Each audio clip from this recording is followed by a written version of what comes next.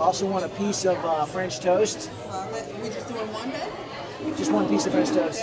Yeah, and I don't want any sugar or anything on it. No powdered sugar, no butter? Butter on the side. And sugar-free syrup, please. That'll be perfect. Oh, yes. If you need anything, comments, everybody calls me Jazzy, okay? All right, Thank you, Thank you. Jazzy. You're welcome, Thomas. I got my own special coffee creamer too, man. Oh, yeah. It's got Super MCT cool. oil and everything. I got it. Since I turned 60, I'm almost 63 now. I pulled out all the stops. Yeah, man. Doing everything for my joints, man. It's about longevity now. It's about longevity, you know? man. I did stem cells, doing peptides. Oh, you did stem cells as well? Yeah, I did stem cells a couple years ago. Wow. They worked, but they didn't work as good as I thought they would. Yeah, sure. Yeah. But I had a hookup through one of my jiu-jitsu buddies. I got it for free, so Oh, that's awesome. I had to go all the way to Nashville to get it. But How far was that drive? I think it was like 10 to 12 hours. Yeah, that's what I thought, yeah. From Wake Forest, yeah. It was a good drive, though, man. Going through the mountains and all. Went by myself, had a little bit of solitude, you know. Every once in a while, I don't mind going somewhere by myself. Yeah, me too. Just chilling. Yeah, me too. Oh, I forgot to ask her for Splenda. I'll try to get that in a second. Do they have it? Nah, I think you typically gotta ask for it. Yeah. So that's just a wrapper. That's just a. Okay. All right. Cool. Okay, maybe they don't. Yeah, I think they have it. They have it somewhere in the back. Oh, you Oh, that's okay. that equal. Yeah. All right. All right. Well, let's jump into things.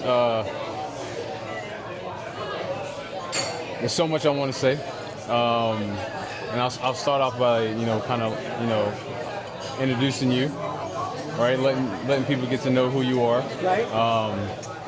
But before I get there, I kind of want to give people context into how much you actually mean to me. And I know that I kind of lightly brushed over this, but I don't think I really expressed to you how much you saved me. You gave me hope, and that's something that I didn't have growing up.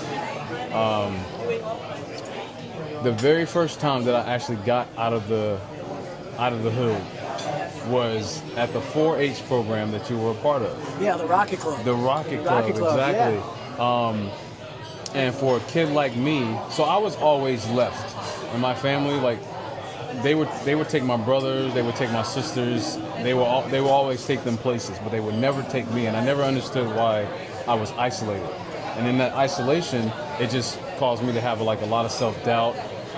It was just a really difficult time for me, so I really didn't understand why I was always pushed to the side, neglected, and all these different things. You were the first person that let me know that I could dream, and you gave me the ability to, just see outside of my current situation, the streets.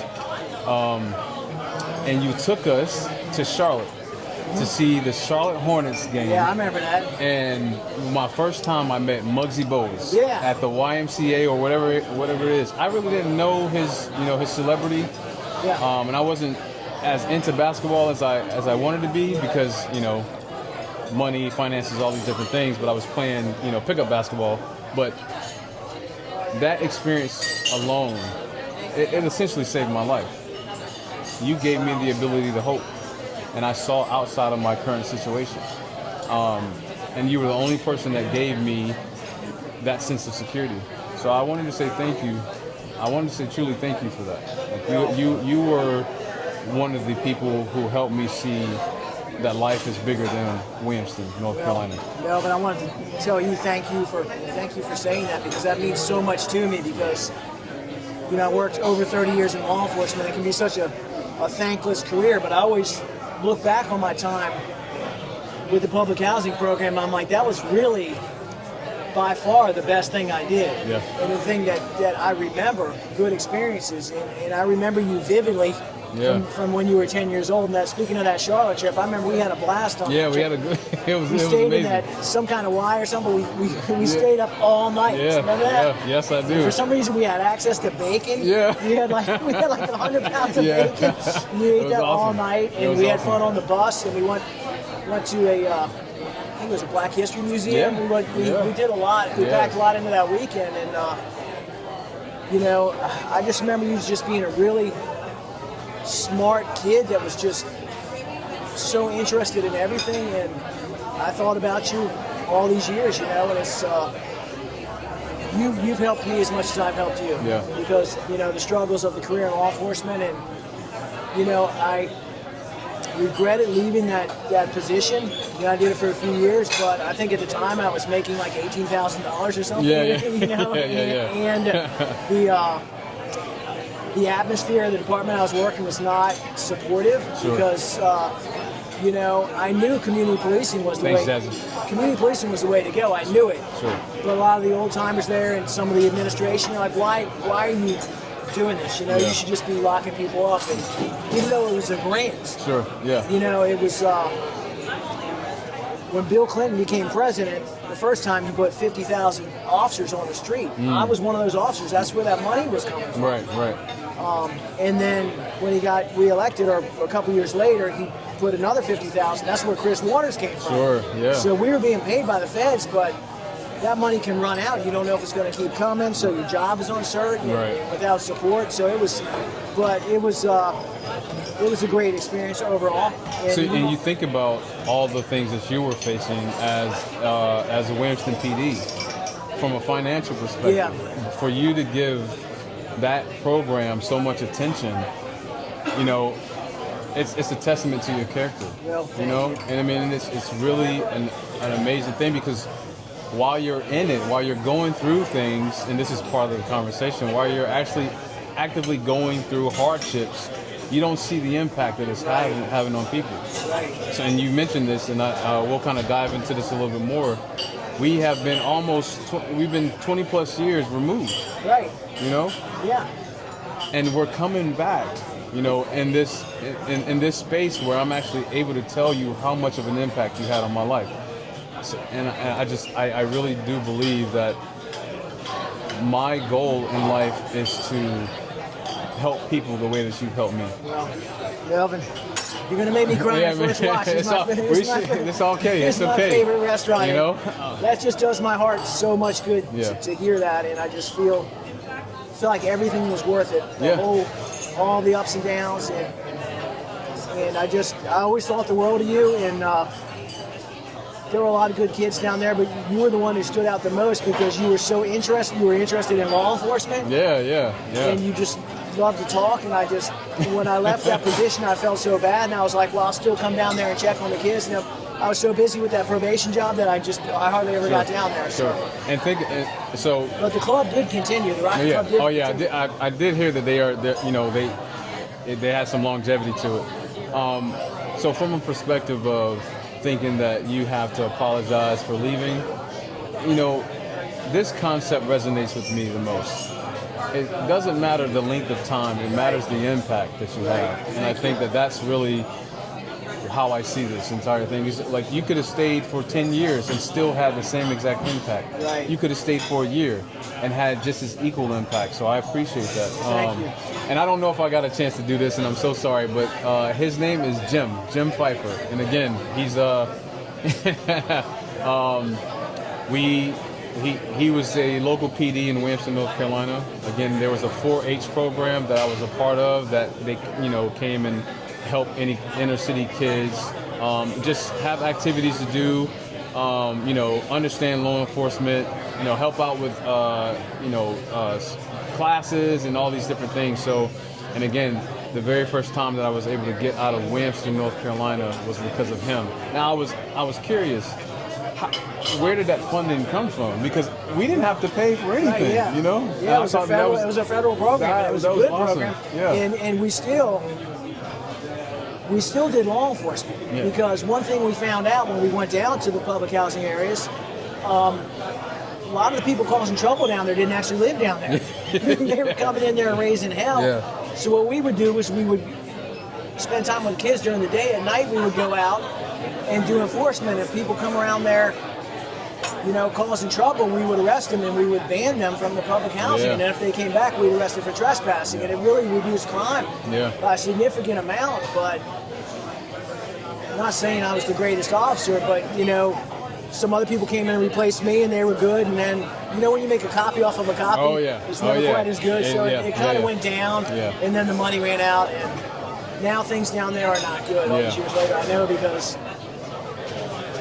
because I still go back to Williamstown. Yeah, I yeah, know. yeah. So, So, so let's kind of switch topics a little bit. Still very relevant, right? Kind of talking about the book. yeah. So, the book. So I am the author, Melvin Moore. My book is available on Amazon and paperback, hardback, and electronic version. And the title is "The Stories That Made Me," and it's really my opportunity to let people know that despite their hardships, you can overcome those things. It will take, a great deal of grace, not just to yourself, but to other people. But my platform is to normalize healing through conversation. Now, I am no therapist. So this information that you hear today is simply informational. It's not to act on, but it is to start the conversation. And that's what we're doing here. And I think it's better for me to go back, Right. so that people can understand where I come from and why this is really important to me. Yes, well, thank you for being honest and brave enough to share your story, warts and all. You Yeah. tell the whole thing. This book is powerful. Yeah. I'd give it 10 stars if I could. Yeah. And I can tell you it is 100% true. Yeah. I knew some of the struggles he was going through when he was a child. I didn't know it was that bad. Yeah. But for him to be here right now, not only through that, through all the stuff he's seen in his military career, is just very inspiring. Yeah. To have you here right now. And, I said that at one of his book signings, Yeah. it's okay to be a masterpiece and a work in progress at the same time. Yeah, because every day. That's we're such a working. powerful statement because we'll get into the book, but the book signing, I was overjoyed with emotion because it was a full circle moment for me at that one particular point in time, and I was on autopilot. I was trying to get things done. I had, everything was on my shoulders, and I was just trying to get things done. So it really didn't resonate to me how significant of a period in my life that was going to be until I actually sat down and I saw the room. My past met my future. You were my past. You were someone from my past who came back 20 plus years. My buddy Chris, who I deployed to Iraq with, he came. My fraternity brothers came. I was thinking about my children. I was thinking about my daughter who was there, my wife, and I was thinking about all the people who came to support. And then one specific thing happened. My fraternity brother switched up a question on me. Right, I remember. And I didn't have time to process it because again I was going through all the motions. And when he actually asked the question, that's when the young kid in me and the man collided. So I couldn't hide from it anymore. Right. I tried to play it cool, but I couldn't hide from those emotions. So thank you for coming. Well, Thank you for I coming. told my wife a couple days before we're going to Winston-Salem Yeah. this night, and it was such an honor to be there. And like I say, I remember the young kid. Then I walk in, I see this huge muscle man. I'm like, Who is that? Transfer me. No, you're still the same. Yeah. His face is the same. Yeah. And he's still got the same energy, but man, he has transformed in a lot of different ways. The whole thing almost didn't happen because I stopped for gas about half an hour out, and got back in my car at the busiest gas station in the world, and it wouldn't turn over. And I was like, great. He's been let down so many times, Yeah. and I'm so close, but I waited a little while, said a little prayer, and it all happened. And it was a peak experience for me. And I see the friends and family that he has surrounded himself with, and he has built his family. Yeah. And it's so powerful because I don't care what you're going through. You can do it. You can do it. Absolutely. So let's talk about the book a little bit. So, what was your takeaway from the book? We'll start there. The takeaway was a story of redemption. Yeah. It would have been so easy for you to have given up all the stuff you had been through. Like I say, I knew about some of it. I had been to your apartment many times at night for police calls. That's no exaggeration, by the way. And I don't need to go into the chaos, but that would have been tough for any kid. But some of the other stuff that was going on was more. And then even when you were kind of at the other crossroads when you're deciding which way to go and you're being pulled by different forces. Yeah. It made me feel sad for that little boy. Yeah. You know, it did. But then when I saw the things you've done, but then the other trauma you had to go through in the military, Yeah. you've been through a lot. But man, it's an inspiring story. So why is he here? Why is he here? And I think it's to help other people. You know? I think I like what you said. You know, you felt sorry for the little boy, and that just takes me to one of my favorite movies, which is Antoine Fisher. And specifically, there's a scene where he's talking to Denzel Washington, and he says, he writes this poem, and the poem is basically him saying, "Who will cry for the little boy?" Right. And at the end of him reading the poem, he says, "The little boy is me." Yeah. You know, so when I mentioned earlier about the little boy and the man and me collided when I saw my past meet my future, that was a moment for me that was very symbolic of that movie. Right. So I appreciate that acknowledgement. But one thing is true, is that I'm not the only person who have gone through these things. It's so commonplace in communities like that where people don't feel like they have an outlet. And they experience these things on such a higher level than I did, you know? And yeah, my experiences, they were tough experiences. Yeah. And it was almost as if I was trying to protect myself while trying to tell a story that I knew was necessary to tell. Because that exposure of the little boy was what I was the most afraid of. Because when you tap into those past experiences, you have to, and this is where I'm not a therapist, but this is me just trying to make sure that people understand the severity behind it. When you tap into those spaces, you have to have a community, you have to have practices around you that can help you navigate those spaces. Absolutely. Because if you do not, it could end up causing more harm than good. It's necessary to release it, but it's also necessary to have the proper instruments in place to help you. So thank you for bringing that to my attention. So talk to me about one specific chapter that stood out to you the most. The whole book, really. Yeah. The book is not a big book, but it's heavy. Yeah. Every page. The thing that comes to mind is when you got your throat cut. You know? Yeah, it's right here. Yeah, that was intense. You know, it was like, and it kind of boomeranged on you because you were trying to be good, then you were kind of embracing the other lifestyle. Somebody picked on his sister, and he went and beat the kid up, he was kind of getting props for being a tough guy. Yeah. Because that's, you know, with his family, that was a good thing. But then, I'm not to give it all away, but he got his throat cut after the kid came back out with a knife, and then he goes home, and then he gets yelled at for bleeding on the floor. Like, you know, you can't even do that right. You can't even beat somebody's ass right. Yeah. You know, so it was that would mess somebody's head up. Also, actually, now that I'm talking about it, even more than that affected me was when you went to see your father, your birth father, and after a couple of days, he puts you on the bus and be like, "Oh, the woman I'm with is, you know, she can't have this." That had to be the worst bus ride in history. That wow, I literally just got chills thinking about it. Yeah, that if you wanted to hurt a kid, that's what you would do. You know, and I think for me during that particular time, I wasn't super invested in him. Because you knew. From a perspective of, you know, there was no real connection there. I was trying to establish one because I wanted to know what it meant to be a man, if I'm being honest with you. And every like you said earlier, you know, I have been let down so much. I was hoping that experience would be different. Yeah.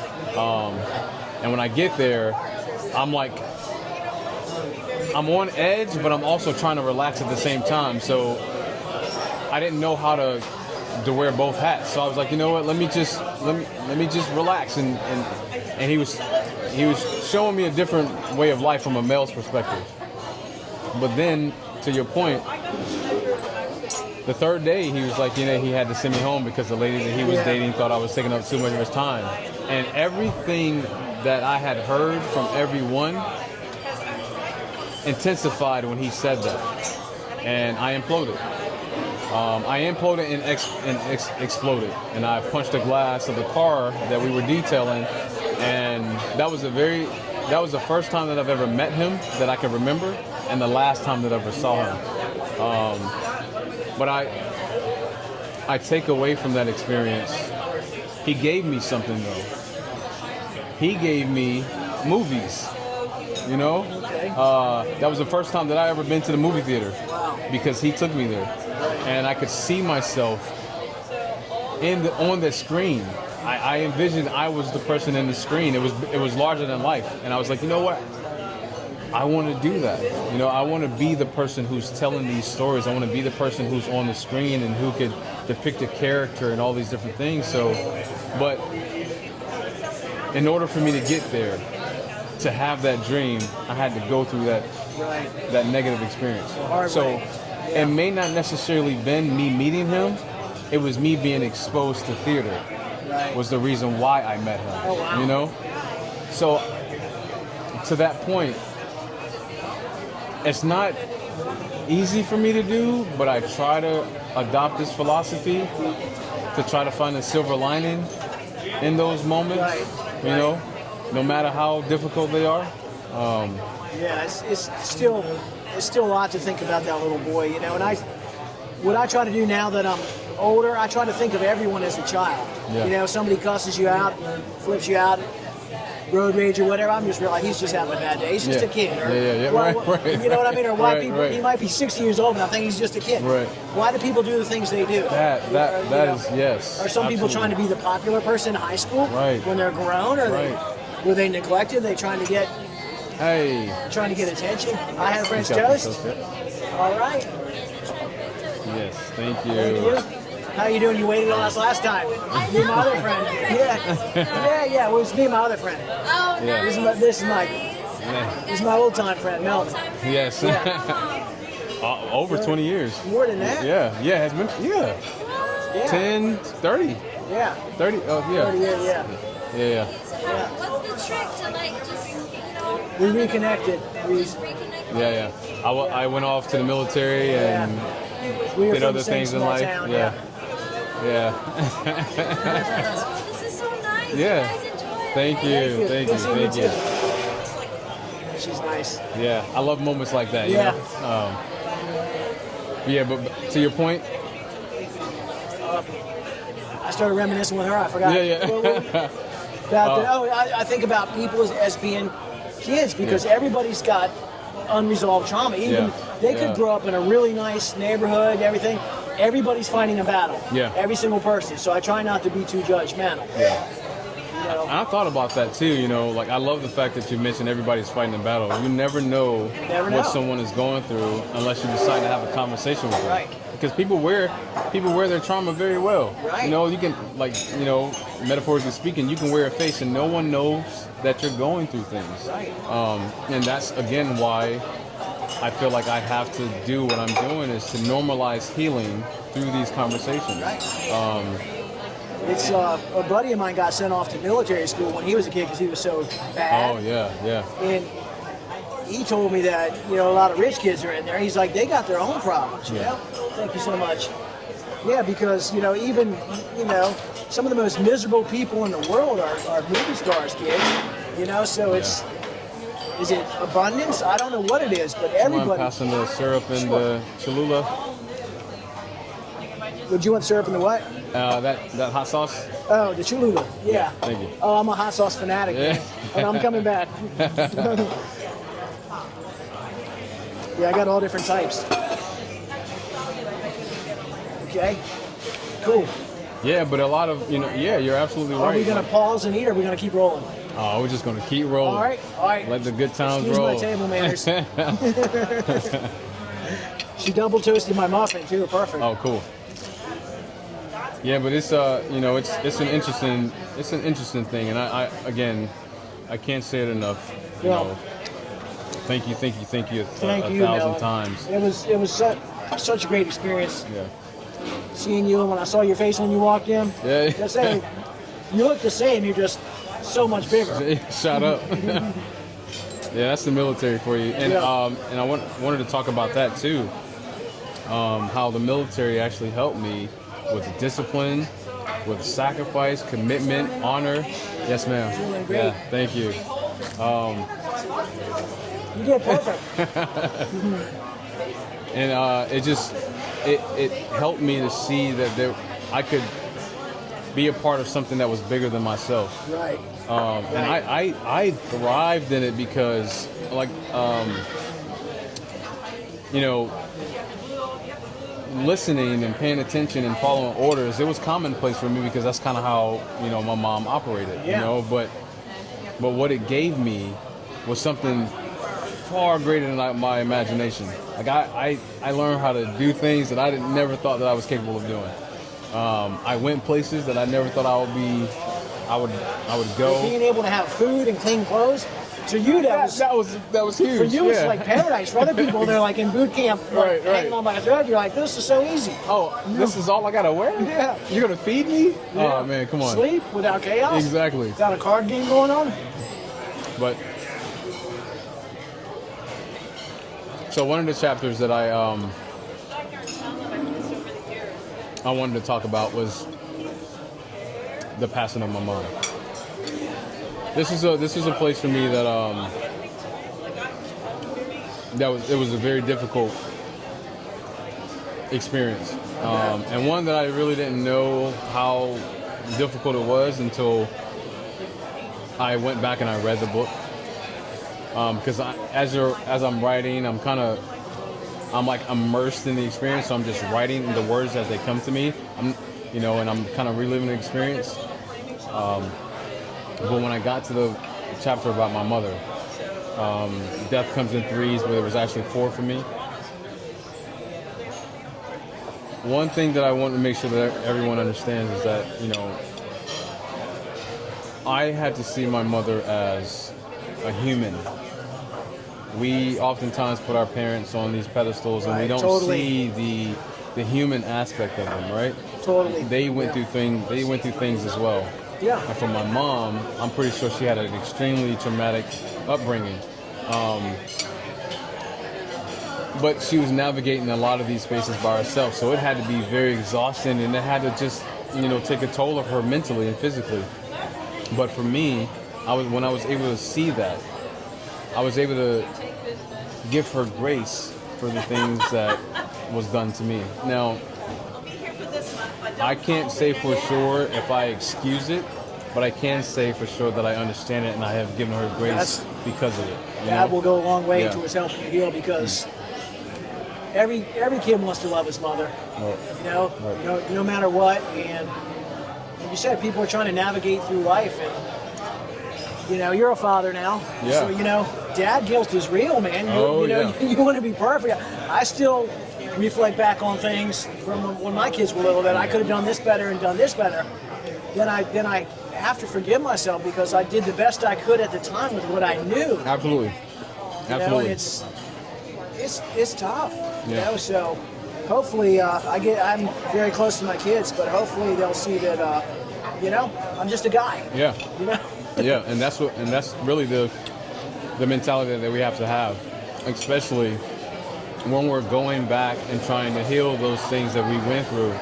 Take an opportunity to see the person for what they have gone through, who they are, and just apply grace to that equation. My hindsight is 20/20. Yeah. If it was, Yeah. if I had that hindsight and foresight, Yeah. I'd be a billionaire, Yeah. and we would have flown my helicopter. Absolutely. Absolutely. But it's there's just so much to be said, from a healing perspective. Tapping into that energy, remembering, letting go, applying grace, and then, paying it forward. Because Yeah, this is my absolutely. opportunity to pay it forward. Right. I don't know who would watch this Somebody and who would will. gain from A this. lot of people will. But I definitely hope that when they listen for truth, they listen for authenticity, and then they listen for hope. Because this is all my platform is about, is inspiring people to dream past what they're accustomed to dreaming. You know, it's easy for you to fall into the rat race. It's easy for you to have self-doubt. It's easy for you to, to get down on yourself because of whatever reason. But I encourage everyone to put yourself around people who have your best interests at heart, who love you, who inspire you, who keep you motivated, who hold you accountable, and just look for a better path forward. Absolutely. Yeah, and man. even when you were a kid, you had the beginning of that personality type, because I remember, we would help the kids with their homework and stuff, and if kids got good grades, the other kids would harass them. Oh, And mock them. I'm like, yeah. It's like crabs in a bucket. You Yeah, know? man. Oh, yeah. It's like you get an A. What are you trying to be, white? Whatever. And it's yeah, like man. just Oh, you yeah. always question things, and when I came down there as a police officer, most of the kids like police, but still there was that thing of, the cops, Yeah. and you were Oh, yeah. always like, I wanna know, if I I could wanna have know. sworn you in as a little junior Yeah, police man. buddy, because I would sometimes go down there in the evenings and do radar and enforcement. Yeah, You come out yeah. like, what's up? Like you were a little detective or something. So you always kind of march to your own drum, which is cool. Yeah. And but to have the strength you have and to have the honesty that you have, because to put all this stuff out there, some people, so many of us, our egos protect us from Oh, yeah. from being vulnerable. And at that book signing, you open yourself up, and that is true strength, because Yeah. he's obviously strong, Yeah. but he's strong in every way. And I'm so proud of you, Melvin. I'm I- so glad that we reconnected. Yeah, buddy. me too. Me too. I appreciate that more than you know. Well, we're about to dive into this food, so I don't want you guys to see how ugly this is gonna get. But Jim, thank you. My sincerest Proud of thank you, you, man. I appreciate you, man. You're a good man. More than you can possibly imagine. Right back at you. All This right. is just the beginning. Yeah, man. All right, thank you guys for Thank tuning you, in. y'all. Peace.